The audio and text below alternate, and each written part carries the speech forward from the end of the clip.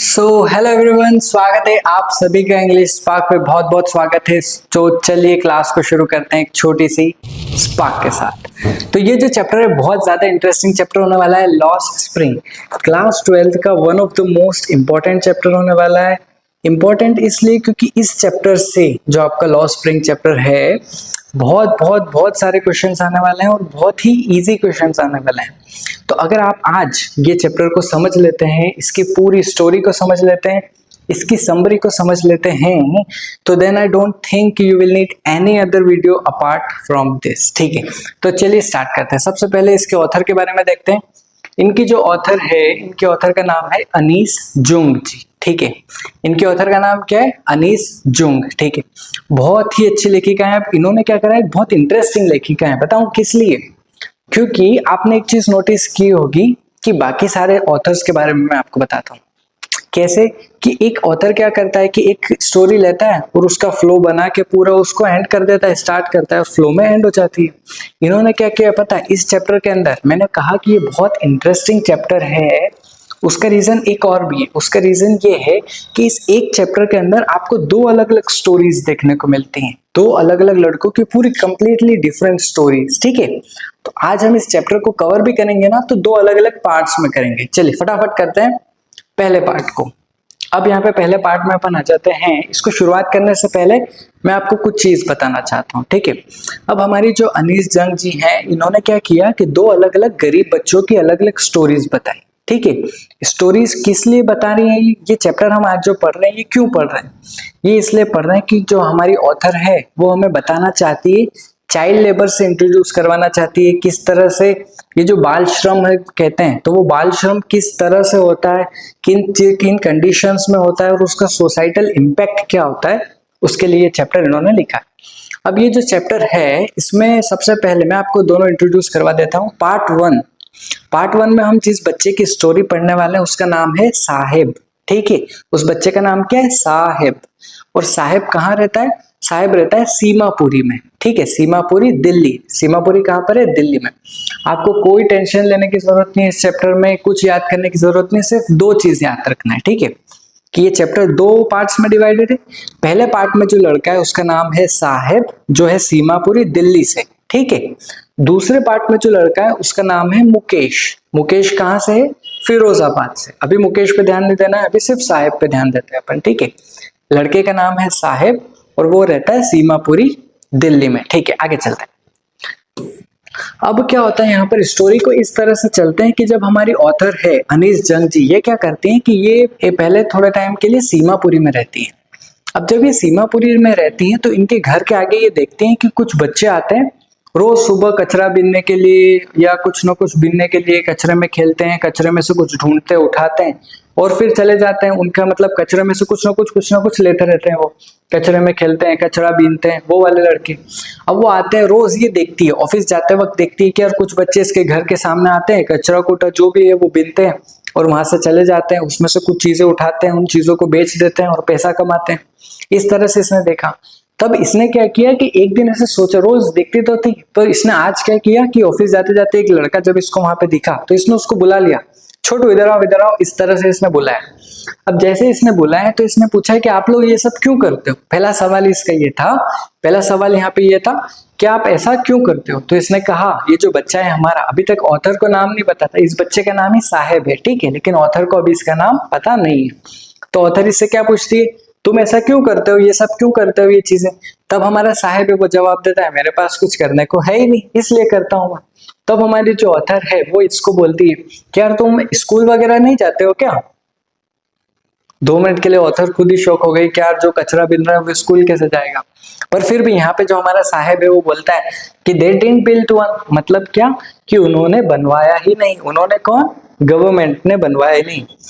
When they will build one, I will go। अब ये क्या कहता है कि जब वो एक बना देंगे, जब वो स्कूल बना देंगे, यानी कि जब गवर्नमेंट स्कूल बनाएगी मैं तब जाऊंगा। लेकिन अभी हमारा जो एरिया है वहां पर कोई स्कूल है ही नहीं, तो मैं जाऊं किधर? तो ऐसा हुआ। अब क्या होता है, वो ऐसा बोल के और आगे चलता है। फिर क्या होता है कि अब जो हमारी ऑथर है वो उससे पूछती है, अब जैसे उसने बोला कि यार कि मैं अब जब स्कूल बनेगा तब जाऊंगा, तो ऑथर ऐसे ही जो हमारी अनीस जंग जी है वो मजाक मजाक में बोल देती है उसको ऐसे ही कि यार अगर मैं एक स्कूल बनाऊं तो क्या तुम आओगे, ऐसे वो बोलती है। तब हमारा जो ये और ये जो है छोटा सा साहिब, इसके चेहरे पे खुशी आ जाती है अलग ही कि वाह आप अगर स्कूल बनाओगे तो मैं जरूर जाऊंगा, और ऐसे ही कह के। अब हमारी जो ऑथर थी वो तो मजाक कर रही थी, ऐसे ही उसने टाइम पास में बोल दिया था कि यार मैं स्कूल बनाऊंगी तो आओगे क्या। तब ये तो बहुत खुश हो गई और इसने कहा कि मैं बिल्कुल आऊंगा। अब क्या हुआ कि ऐसा हो गया और बात खत्म हो गई, मैम भी भूल गई और वो अनीस जंग जी ऑफिस चली गई।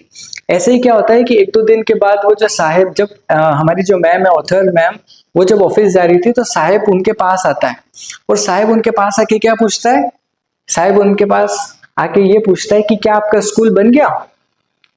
तो वो ऑथर तो एकदम से शॉक हो गई, उसने सोचा कि ये अभी भी इसी बात को पकड़ के बैठा है, मैं तो उस टाइम बस मजाक कर रही थी। लेकिन अब इन्होंने भी बोला, उसको रिप्लाई दिया कि स्कूल बनना कोई आसान बात है क्या, इतनी जल्दी थोड़ी बनता है स्कूल बनने में तो टाइम लगता है। ऐसा कह के उसने कह दिया और साहिब मान गया और वो चला गया। लेकिन ऑथर को कहीं ना कहीं यहाँ पर फील हुआ कि यार इस छोटे से प्यारे से बच्चे से झूठ नहीं बोलना था। मतलब ऑथर जो है वो कोई सच में स्कूल तो नहीं बनवा रही है ना, बस उसने तो ऐसे ही टाइम पास में कह दिया था उसको कि चलो हम स्कूल में अगर स्कूल बनवाऊंगी तो आना ऐसे वैसे। तब वो सोचती है ये कि यार मैंने इससे झूठ नहीं बोलना था ऐसे वैसे। पर वो ये भी सोचती है कि यार इन जो बच्चे हैं, ये जो गरीब बच्चे हैं, ये जो गरीब लोग हैं जो झोपड़ी में रहते हैं, इन लोगों से तो हर कोई आके झूठ बोलता है, जैसे कि पॉलिटिशियंस, जैसे पुलिस वाले, जैसे कोई बड़े इंडस्ट्रियलिस्ट। जब चुनाव का टाइम आता है तब क्या होता है कि बड़े बड़े पॉलिटिशियंस आते हैं और इन लोगों से झूठे वादे करते हैं और फिर चले जाते हैं बाद में। तो अब इन लोगों को तो आदत ही है झूठे वादों की, और ऐसे तो ठीक है मैंने भी बोल दिया तो क्या फर्क पड़ता है, ऐसा ऑथर ने सोचा और वो आगे चल जाते। आगे चलते हैं फटाफट। इस तरह का एक स्कूल होता है। अब क्या होता है कि अभी तक ऑथर ने ये सब चीजें बात कर ली थी, लेकिन ऑथर ने उसका नाम नहीं पूछा था। ठीक है, हमारी जो अनीस जंग जी है उसको नाम नहीं पता था कि यार इस लड़के का नाम है क्या। तब एक दिन अगेल वापस जब थोड़े दिन के बाद वो स्कूल जाते हैं और उन्हें वो दिखता है साहिब, तो वो बुलाती है उसे वापस कि आपका नाम क्या है। तब वो साहिब बताता है कि मेरा जो पूरा नाम है वो है साहिब ए आलम। ठीक है, मेरा नाम क्या है ध्यान से देखना, मेरा नाम है साहिब ए आलम। अब जैसे ही उसने कहा तो ऑथर खुद शॉक हो गई, इसका नाम साहिब ए आलम है, इसका इस बच्चे को पता भी इसके नाम का मतलब क्या है। साहिब ए आलम का मतलब होता है लॉर्ड ऑफ यूनिवर्स। ठीक है, साहिब ए आलम इस नाम का मतलब होता है लॉर्ड ऑफ यूनिवर्स, यानी पूरे ब्रह्मांड का, पूरे यूनिवर्स का राजा। ठीक है, अब उन्होंने कहा लॉर्ड ऑफ यूनिवर्स, तो अब उस ऑथर ने सोचा कि क्या इस बच्चे को पता भी इसके नाम का मतलब क्या है। और जब बाद में जाके इसको पता चलेगा तो ये कैसे सोचेगा कि देखो मेरा नाम तो इस ब्रह्मांड का राजा है और मैं आके यहाँ पे कचरा बीन रहा हूँ, तो ये कंडीशन है मेरी, तो उसको कैसा लगेगा, ऑथर ऐसा सोचती है। ठीक है, अब आगे चलते हैं हम फटाफट। अब क्या होता है कि यहाँ पर जैसे ही वो उस टाइम तो चला गया था, ऑथर फिर जो है देखती है यहाँ पर, अब यहाँ पे एंट्री किसकी होती है सबसे पहले, बेयरफुट बॉयज का ग्रुप। अब बेयरफुट बॉयज का ग्रुप मतलब क्या कि ये लोग होते हैं साहिब के दोस्त। ठीक है, अब थोड़े दिन बाद क्या होता है कि ऑथर जब घर से निकल रही होती है, जब ऑफिस जाती है, तो कॉलोनी में ये देखती है कि ये जो पूरी गैंग है यानी साहिब और साहिब के दोस्त, ये सारे लोग, ठीक है, इन दोस्त को ऑथर क्या बुलाती है, बेयरफुट जो होते हैं पहले बेयरफुट ग्रुप्स बुलाती है इनको। अब बेयरफुट बॉयज जो है ये बेयरफुट वाले, इसका मतलब क्या होता है बेयरफुट का मतलब होता है जिसके पास कोई भी चप्पल वगैरह नहीं है, चप्पल जूते नहीं है, जो नंगे पांव है, उन्हीं को बेयरफुट कहा जाता है। तो ये जो बेयरफुट बॉयज हैं इनके ग्रुप है। तो अब क्या होता है ऑथर जो वो सबको बुलाती है टिंगू मिंगू को, क्या आओ टिंगू मिंगू सब इधर आ जाओ। ठीक है, अब जैसे ही वो इधर आते हैं तो ऑथर क्या पूछती है, तुम लोग चप्पल जूते नहीं पहनते हो क्या। तो उनमें से एक बच्चा बताए क्या बोलता है, अरे मैम मैं पहन तो लूं पर मेरी मम्मी ने क्या है ना वो बहुत ऊपर रखे, वो वहां पे तान पे रखे मेरे जूते, वो निकाल देना तो मैं पहन लूं। तो उसमें से इनका एक और दोस्त होता है, वो क्या बोलता है, अरे मैम इसकी मम्मी ने निकाल भी दिया ना तब भी ये नहीं पहनेगा, इसको जूते पहनने की आदत ही नहीं है। ठीक है, ऐसा उसने बोला। अब इसमें से क्या होता है कि एक बच्चा और होता है ग्रुप में जो बोलता है कि मैम है ना मुझे तो जूते पहनना है, मेरे पास है ना एक भी जूते नहीं है और मेरी बहुत इच्छा है कि मैं एक जूता अपने लाइफ में बस जूते पहनूं, ये मेरी इच्छा है, मेरे पास एक भी जूते नहीं है।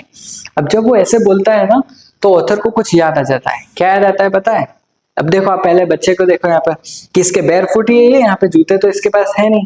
तो ये ऑथर को बोलता है कि मेरे पास एक भी जूता नहीं और मेरी बहुत इच्छा है कि मैं एक बार जूते पहनूं। ठीक है, अब जब ये ऐसे बोलता है तो ऑथर को एक स्टोरी याद आ जाती है। ठीक है, कई टाइम पहले क्या पहली बात, अब ये जो स्टोरी होने वाली है इसका अपने दोनों स्टोरी से कोई लेना देना नहीं है, इस चैप्टर से कोई लेना देना नहीं है, बस ऑथर एक सोचती है अपने मन में। ठीक है, क्या सोचती है कि वो थोड़े टाइम पहले क्या हुआ था कि वो ऑथर जो है वो अपने दोस्त से मिलने उसके गांव गई थी, उसके घर उदीपी गई थी वो, ठीक है।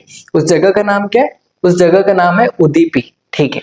अब जब वो उदीपी गई थी तो वहां देखती है वो कि एक मंदिर है, उस मंदिर के पुजारी का बेटा जो है वो वहां पर था और वो प्रे कर रहा था भगवान से। क्या प्रे कर रहा था? कि भगवान मेरे पास जूते नहीं है और मुझे बस जूते पहनना है, आप कुछ भी करो भगवान, बस मुझे जूते दिलवा दो। तो वो इस तरह से प्रे करता है और ऑथर उसको पास में से ही देख रही थी, ये बोलते हुए सुन रही थी ऐसा। तो उसको भी वापस याद आ गया कि यार वो बच्चा जो है वो मंदिर के सामने वो भी प्रे कर रहा था। पर यहाँ पे क्या हुआ ऑथर के सामने कि ये जो बच्चे हैं बेयरफुट बॉयज जो हैं, इसमें से भी एक बच्चा वहां पर कर रहा था। तो सिमिलर स्टोरीज होती है तो ऑथर को वो याद आ जाता है। अब चलिए अपन आगे चलते हैं। अब क्या होता है? लाइफ इन सीमापुरी, ठीक है। अब क्या होता है कि मैंने आपको बताया, सबसे पहले वापस थोड़ा सा मैं रिवीजन करवाता हूँ आपका, है ना। अब इस स्टोरी में, पहली स्टोरी में किसके बारे में पढ़ रहे हैं अपन? साहेब के बारे में। साहेब कहाँ रहता है? सीमापुरी, दिल्ली में।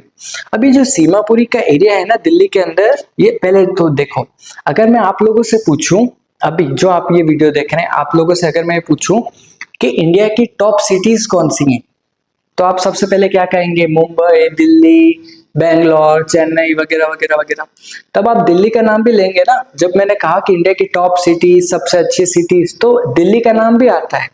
लेकिन ये जो सीमापुरी है ये खुद दिल्ली के अंदर ही है, एक ऐसी जगह जो बहुत ही ज्यादा गंदी है, जहाँ पे बस झोपड़े ही झोपड़े हैं, बहुत गंदी स्थिति है यहाँ पर।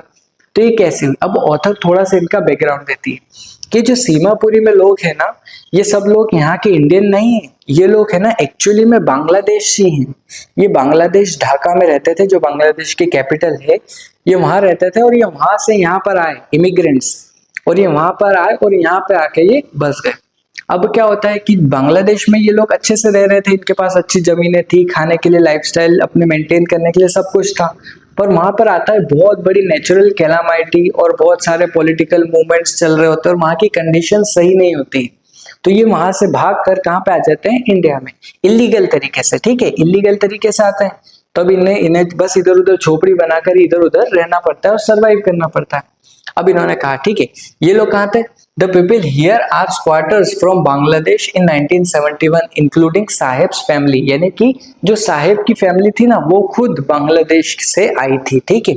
वो भी बांग्लादेशी हैं और वहां पर आके सेटल हो गए, ठीक है। अब यहाँ की जो कंडीशन है कि किसी के भी, जिसको जहां पे घर मिला, जिसको जहां पे जगह मिली, घर भी क्या, जिसको जहां पे जगह मिली उसने वहां पे एक झोपड़ा बना लिया। कहीं पे भी ड्रेनेज सिस्टम नहीं है, बिल्कुल कुछ भी, कोई इलेक्ट्रिसिटी नहीं है, बस जिसको जहां जहां पे जगह मिली उसने वहां वहां पे छोटे छोटे झोपड़े बना ली। इस तरह की कंडीशन थी सीमापुरी में, ठीक है। आगे चलते हैं। देख रहे हैं आप यहाँ पर कि किस तरह से बस उनके बच्चे भी उसी जगह में, गंदगी में, छोटे बच्चे वगैरह वगैरह वहां पर खेलते हैं। अब हम आगे चलते हैं कि जैसे क्या होता है कि ऑथर इन बच्चों से, तो ऑथर ने बात कर ली साहेब से, साहेब के दोस्तों से। फिर क्या होता है कि ऑथर एक दिन जाती है और वहां की कुछ महिलाओं से, कुछ औरत से एक से बात करती है वो, कि यार उसकी स्टोरी सुनती है कि हम लोग बांग्लादेश से आए थे और ऐसे वैसे। तो वो ऑथर बताती है कि फिर आप वहीं क्यों नहीं चल जाते? मतलब वहां पर अगर आपकी अच्छी लाइफस्टाइल थी, यहाँ पे तो देखो आपके पास न खाने के लिए कोई व्यवस्था है, आपके पास यहाँ पे कोई आइडेंटिटी भी नहीं। मतलब एज ए इंडियन आपके पास आधार कार्ड होता है, वोटर आईडी कार्ड होता है, ड्राइविंग लाइसेंस वगैरह बहुत सारी चीजें होती है। पर आप तो चूंकि बांग्लादेश से आए हैं तो आपके पास तो कुछ आइडेंटिटी नहीं है यहाँ पे। तो वो जो फीमेल है वो बहुत ही शॉकिंग आंसर देती है इनको, जिससे ऑथर शॉक हो जाती है ये कह के कि हमारे लिए फूड ज्यादा इंपॉर्टेंट है, आइडेंटिटी नहीं। यानी कि अगर हम दिन भर हमें काम मिल जाए और उससे हमारे पास पैसा आ जाए और उससे फिर हम पेट भर के खाना खा लें, हमारे जो बच्चे हैं वो भूखे नहीं सोए, हमारे लिए इतना ही बहुत है। अगले दिन वो उठे, हमारे बच्चों को सुबह खाना मिल जाए, हमें इससे ज्यादा और कुछ नहीं चाहिए। हमें फूड चाहिए, आइडेंटिटी नहीं, ठीक है। आइडेंटिटी नहीं होगी तो भी काम चल जाएगा, लेकिन फूड होना चाहिए, ठीक है। इसके लिए वो हम काम करते हैं। तो ये कहा उस आइडेंटिटी ने, उस वहां पर जो फीमेल उन्होंने कहा कि आइडेंटिटी हमारी बहुत ज्यादा इंपॉर्टेंट है।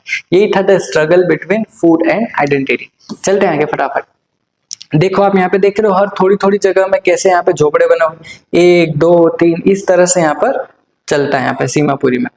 अब क्या होता है कि धीरे धीरे स्टोरी मूव फॉरवर्ड करती है। थोड़े से हमारे जो ऑथर हैं अब वो चले जाते हैं ऑफिस। फिर थोड़े दिन के बाद क्या होता है ना कि हमारे ऑथर जब ऑफिस जा रहे होते हैं, विच इज हमारे अनीस जंग जी, ये जब जा रही होती है ना, तो क्या होता है कि वो देखती है कि बीच में एक टेनिस अकेडमी आती है, ठीक है, उनके ऑफिस के बीच में।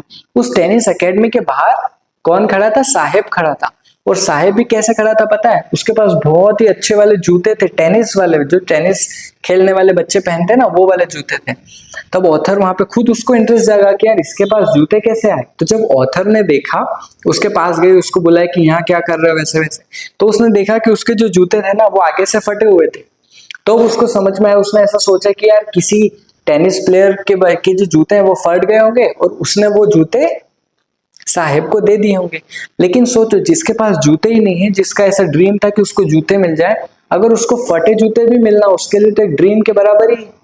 साहेब के लिए तो ये ड्रीम ही था कि उसको जूते मिल जाए, चाहे वो फटे हो तो भी उसे तो कोई दिक्कत ही नहीं थी, वो तो बहुत खुश था फटे जूतों में भी। ठीक है, अब क्या होता है कि वो जैसे ही वहां पे देखता है ऑथर मैम को, तो वो बताता है कि मुझे, मेरी बहुत इच्छा है कि मैं है ना टेनिस खेलूं और टेनिस प्लेयर बनूं ऐसे वैसे। तो क्या होता है कि ये और ऑथर को बताता है कि जो यहाँ पे टेनिस के गार्ड है ना, ये भैया टेनिस प्लेयर ये ग्राउंड के, वो क्या करते हैं 4-5 बजे जब बच्चे सब चल जाते हैं ना यहाँ से खेल के, तब वो मुझे थोड़ी देर के लिए अंदर आने देते हैं और मुझे खेलने देते हैं। ऐसी उसने स्टोरी सुनाई। तब ऑथर सोचती है कि जिसके पास जूते लाने के पैसे नहीं है वो क्या टेनिस खेलेगा, क्योंकि टेनिस खेलने के लिए भी आपको बहुत सारे इक्विपमेंट चाहिए, रैकेट्स चाहिए वगैरह वगैरह बहुत सारे। जो खाना भी अफोर्ड नहीं कर पा रहा है वो ये चीजें कैसे अफोर्ड करेगा। तो ऑथर सोचते हैं कि इसका साहेब का इस टेनिस में कोई फ्यूचर तो बिल्कुल भी नहीं है, अभी पॉसिबल तो बिल्कुल भी नहीं है, ऐसा वो सोचती हैं। ठीक है, अब स्टोरी आगे कैसे चलती है यहाँ पर, अब स्टोरी अपनी खत्म होने वाली है, पार्ट 1 आखिरी स्लाइड है ये। ठीक है, अब क्या होता है यहाँ पर ऑथर किस तरह से इस पार्ट 1 को एंड करती है, वो ऐसे एंड करती है कि अगले दिन, थोड़े दिन के बाद जब ये रैकेट वाले सीन हो जाता है, थोड़े दिन के बाद जब ऑथर जाती है तो वो देखती है कि जो साहेब है वो एक चाय की दुकान पे काम कर रहा है और अपने हाथ में से केटली लेके और जा रहा है चाय की, और चाय सर्व कर रहा है और इस तरह से देख रहा है। तो वो फिर से साहिब के पास जाती हैं और वो बोलती हैं कि साहिब क्या कर रहे हो, ये क्या शुरू किया है। तो वो साहिब बताता है कि मैम अब मैं इस चाय की दुकान पर काम करता हूँ, ठीक है, और है ना ये जो चाय की दुकान के मालिक है ये मुझे 800 रुपये महीना देते हैं। क्या देते हैं पता है, ये मुझे 800 रुपये महीना देते हैं, और सिर्फ खाना नहीं, ये मुझे सिर्फ पैसे नहीं, खाने के इसके साथ में खाना भी मिलता है मुझे दोनों टाइम का। यानी मिला क्या क्या मुझे, टोटल मुझे 800 रुपये भी मिले महीने के और दोनों टाइम का खाना भी मिला। तो मुझे तो यही चाहिए था ना कि मेरे खाने का बंदोबस्त हो जाए और पैसे भी मिल जाए, तब अब मैं यही काम करता हूँ। तब ऑथर अपने दिमाग में एक लाइन सोचती है जो बहुत इंपॉर्टेंट लाइन है यहाँ पर, वो कहती है sahib isn't his own master anymore. क्या होता था, साहेब अब खुद का मालिक नहीं रहा। अब वो ऐसा क्यों सोचती हैं, क्योंकि पहले साहेब के पास अपना पीछे झोला होता था, वो झोला उठा के जहां पे मन करता था वहां पे चल जाता था, जब मन करता था जब चल जाता था, जिसके साथ जाना हो वहां चल जाता था उसके साथ। अब क्या होता है कि अब साहिब एक दुकान पर काम करता है, अब वो वही करेगा जो उसका मालिक उसे करने को कहेगा। तो अब वो बिल्कुल भी फ्री नहीं रहा। अब वो पहले जो फ्री माइंड था, अब उसके पास बहुत ही टेंशन आ चुकी है, बहुत ही स्ट्रेस है, और वो वही करेगा जो उसका मालिक उसे कहेगा। तब वो क्या हुआ कि वो अब खुद का मास्टर नहीं रहा। इस तरह से ये पार्ट 1 जो है वो एंड हो जाता है। ठीक है, अब अपन पार्ट 2 को स्टार्ट करने वाले हैं। पार्ट 1 आपको समझ में आ गया कैसा रहा पार्ट 1। ठीक है, पार्ट 1 की एक समरी देखते हैं कि एक साहिब नाम का लड़का होता है जो सीमापुरी में रहता है। ठीक है, अब वो कहाँ से आया था, उसकी सारी फैमिली जो है वो बांग्लादेश से आई थी। ठीक है, अब वो क्या होता है कि वो रैक पिकिंग करता है, वो यहाँ पे क्या करता है कि अब वो जगह जगह जाएगा, कचरा बीनेगा, फिर वहां से कुछ ना कुछ निकालेगा, बेचेगा, और वो इस तरह से वो ये काम करता है। ठीक है, फिर धीरे धीरे क्या हुआ कि वो एक टेनिस प्ले करने का उसका थोड़ा सा ऐसा ड्रीम था, देन वो उसको गिव अप कर देता है और चाय की दुकान पे काम करने लग जाता है। ये थी अपनी पहली स्टोरी। अब अपन आते हैं पार्ट 2 पे। ठीक है, अब ये जो पार्ट 2 है ये और ज्यादा इंटरेस्टिंग है, पता है अभी इस पार्ट 1 से तो और बहुत ज्यादा इंटरेस्टिंग है, तो आपको इस चैप्टर में बने रहना है। ठीक है, क्या पार्ट है यहाँ पर, अब ये जो चैप्टर है सेकेंड वाला पार्ट जिसको अपन कहते हैं, इसमें एक लड़के की स्टोरी जिसका नाम है मुकेश। पहले पार्ट में क्या था, साहेब। सेकेंड पार्ट में अब जो हम पढ़ने वाले हैं उसका नाम है मुकेश। ठीक है, मुकेश कहाँ रहता है, मुकेश रहता है फिरोजाबाद। ठीक है, अब मेरा आप लोगों से एक सवाल है कि आप में से किन किन लोगों ने सुना है फिरोजाबाद का। ठीक है, किस किस लोगों ने नाम सुना है कि यार फिरोजाबाद जैसी कोई जगह होती है, या अगर किसी ने सुना भी है तो किस लिए सुना है, फिरोजाबाद किस चीज के लिए फेमस है बताओ। तो फिरोजाबाद जो फेमस है पता है, फिरोजाबाद पूरे इंडिया की ग्लास ब्लोइंग इंडस्ट्री के लिए फेमस है। फिरोजाबाद में क्या होता है ना, चूड़ियां बनती है, और पूरे के पूरे फिरोजाबाद में जो ये एरिया है, इस पूरे एरिया फिरोजाबाद में चूड़ियां ही बनती है, मतलब हर कोई वहां पर चूड़ियां बनाता है। ठीक है। अब जब वो ऐसे ही जब थोड़े टाइम के बाद, पहले वो ऑथर सीमापुरी में रहती थी, अब ऑथर कहाँ पे रहती है, अब ऑथर आ गई है फिरोजाबाद में, ठीक है। अब जब ऑथर यहाँ पे आई तो वो यहाँ पे एक लड़के को, ऐसे ही उनके घर के आसपास एक लड़का रहता था, उसको उसने बुलाया, क्या नाम है आपका, ऐसे वैसे पूछा, क्या करते हो, क्या बनना चाहते हो, ऐसे ही उन्होंने पूछा। तो वो लड़का था मुकेश, ठीक है, जिनको उन्होंने बुलाया। और अब जब उससे पूछा इन्होंने कि आप क्या बनना चाहते हो, क्या करना चाहते हो, तो मुकेश ने क्या रिप्लाई दिया, I will be a motor mechanic, ठीक है। मुकेश जो है वो मोटर मैकेनिक बनना चाहता था, एक कार का मैकेनिक बनना चाहता था। तब ऑथर ने पूछा कि यार मोटर मैकेनिक, तुम तो यहाँ पे चूड़ियां बनाते हो, मोटर मैकेनिक बनना है, तुम्हें पता भी है मोटर मैकेनिक क्या होता है, कार क्या होती है, कैसे काम करती है, कुछ भी पता है तुम्हें? Do you know anything about cars, तुम्हें कार के बारे में कुछ पता भी है, तभी जाके तो सुधारोगे। तब हमारा मुकेश जो है वो रिप्लाई देता है कि मुझे तो कुछ नहीं पता अभी, लेकिन मैं सीख लूंगा, सब कुछ सीख लूंगा, धीरे धीरे धीरे करके मैं सीख लूंगा, ठीक है। इस तरह से यहाँ पर हमारे मुकेश ने रिप्लाई दी। अब हम आगे चलते हैं यहाँ पर। अब मैंने जो आपको बताया कि जो फिरोजाबाद है, जो ग्लास ब्लोइंग इंडस्ट्री है, वहां पर किस तरह से ग्लास बनाते हैं, मतलब हमें क्या दिखता है कि आप जैसे किसी भी चूड़ियां देखी होंगी, आपने चूड़ियों की शॉप में गए होंगे अगर आप, तो आपको दिखता है कि वाह कितने सुंदर सुंदर चूड़ियां हैं, ऐसे वैसे, लेकिन उनके पीछे का जो स्ट्रगल है, वो चूड़ियां बनती कैसी है, तो उनके चूड़ियों के जो बनाने के पीछे जो स्ट्रगल होता है, इस चैप्टर में हम वो देख रहे हैं, ठीक है। तब आपको दिख रहा होगा कि एक पूरा सा डार्क सा रूम है, बहुत बड़ा, जिसके अंदर अलग अलग भट्टियां हैं, 1 2 3 इस तरह से अलग अलग, और उन अंधेरी भट्टियों में छोटे छोटे बच्चे भी वहां पर काम कर रहे होते हैं, और वो उस अंधेरे में चूड़ियां बना रहे होते हैं, ठीक है। देखा ये फिरोजाबाद की कंडीशन। अब हम आगे चलते हैं, लाइफ इन फिरोजाबाद, ठीक है। देखा अपन ने किस तरह से लाइफ इन फिरोजाबाद, आपको पता चल गई किस तरह से थी। Mukesh town is Firozabad is famous for its bangles, ठीक है। सभी को पता है कि मुकेश का जो टाउन फिरोजाबाद है वो किस लिए फेमस है, बैंगल्स के लिए, ठीक है। Every other family here is involve in bangle making, Firozabad is the centre of India's glass blowing industry. अब मैंने बताया आपको कि पूरा जो देश में चूड़ियां बनती है, लेकिन सेंटर क्या है, सबसे ज्यादा चूड़ियां और सबसे फेमस चूड़ियां कहाँ की है, तो वो जो जगह है वो फिरोजाबाद है, ठीक है। Families have spent generations working around furnace, welding glasses and making bangles for women across the country. अब क्या होता है, यहाँ पे फिरोजाबाद में लोगों ने अपनी पूरी जनरेशंस लगा दी यहाँ पर काम करने में, बैंगल्स बनाने में। कैसे कि दादा भी बैंगल बना रहा है, फिर पापा भी बैंगल बना रहे हैं, फिर जो बच्चा है वो खुद भी अब बैंगल बना रहा है। तो इस तरह से लोगों ने पूरी पीढ़ियां लगा दी सिर्फ बैंगल बनाने में। ये लोग कुछ नहीं करते, सिर्फ और सिर्फ बैंगल बनाते हैं, ठीक है। इस तरह से चलता है कि हर घर में यहाँ पर बैंगल्स ही बनाते हैं। आगे चलते हैं। अब यहाँ पे देख रहे हो आपकी किस तरह से एक डार्क रूम है, एक छोटे से बच्चे यहाँ पर काम कर रहे होते हैं। कंडीशंस इन फिरोजाबाद, जिस कंडीशन की हम अभी बात कर रहे हैं, कैसे Mukesh family is also involve in bangle making, ठीक है। मुकेश की फैमिली भी यहाँ पे बैंगल मेकिंग में इन्वॉल्व है। यहाँ पर हर कोई जिसको देखो वो सिर्फ बैंगल ही बनाता है, इन लोगों को कुछ आता ही नहीं है बैंगल बनाने के अलावा, ठीक है। इन लोगों को सिर्फ एक चीज आती है, जो है बैंगल बनाना, ठीक है। अब क्या होता है कि यहाँ का छोटा बच्चा, हर कोई जो भी है, छोटे बड़े बच्चे सब कोई बैंगल ही बना रहे होते हैं। अब क्या होता है कि ऐसे, अब हमारी कंट्री में भी एक रूल है, एक लॉ है, पॉलिसी है, जिसको कहते हैं अपन कि जो बाल श्रम है, चाइल्ड लेबर है, वो इलीगल है यहाँ पर, ठीक है। कि आप ऐसे ही छोटे बच्चों से बाल मजदूरी नहीं करवा सकते, लेकिन ये रूल जो है फिलहाल वो इम्प्लीमेंट नहीं हुआ है अच्छे से, और फिरोजाबाद में तो बिल्कुल भी इम्प्लीमेंट नहीं हुआ है। तो अगर ये रूल इम्प्लीमेंट हो जाता है तो साहेब और यहाँ पर अपन बोले मुकेश, इन जैसे 20,000 बच्चे वहां से छूट जाएंगे, और फिर उन्हें एक अच्छी स्कूल में जाएंगे, एक अच्छी एजुकेशन मिलेगी, एक अच्छी लाइफ मिलेगी।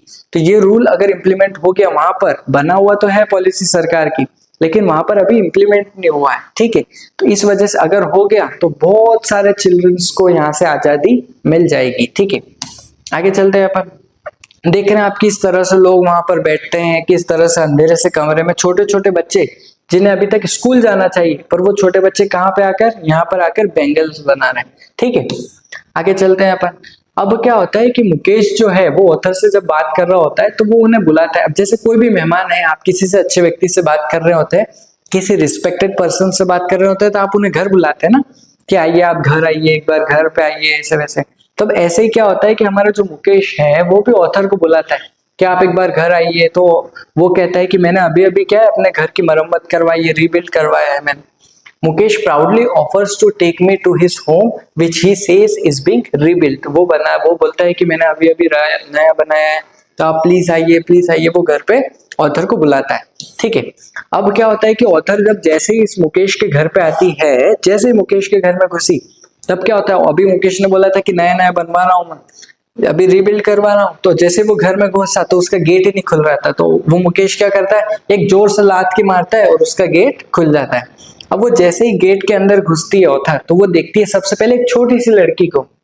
ठीक है, वो छोटी सी लड़की को देखती है, जो कौन थी वहां पर, उस पूरे घर की बहू थी। ठीक है, ये छोटी सी जो लड़की थी, ये मुकेश का जो भाई है उसकी पत्नी थी। ठीक है, ये लड़की कौन है, घर की बहू है, और कौन है, मुकेश का जो भाई है उसकी पत्नी है ये। ठीक है, अब ये जो लड़की है, छोटी सी लड़की थी, लेकिन इसके ऊपर पूरे घर की जिम्मेदारी थी, यानी कि मुकेश का भाई, मुकेश, इसके सासू ससुर जो भी हैं, इन सभी के लिए घर का खाना, सुबह का खाना बनाना, शाम का खाना बनाना, और पूरे घर को संभालना, इस पूरे घर को संभालने की जिम्मेदारी किसके ऊपर थी, इसके ऊपर थी। ठीक है, इसी तरह से अपन आगे चलते हैं। यहाँ पर ये जब पहले जैसे ही ऑथर घुसती है, तब ये क्या करती है, ऑथर को देख के थोड़ा सा स्माइल करती है, एंड देन आके अपने काम में वापस लग जाती है।